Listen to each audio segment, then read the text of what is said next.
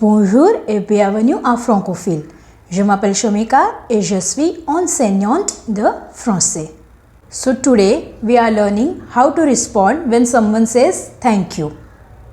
In English we say welcome and French equivalent for that is bienvenue. But in French we do not say bienvenue because bienvenue is used as a friendly greeting to express hospitality and to make someone feel welcome or at ease when they arrive. So, how to respond to thank you in French? De rien. De rien. You are welcome. Actually, it means it is nothing. Ce n'est rien.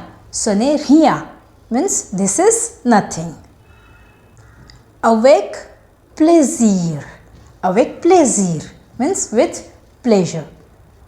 Pas de problème.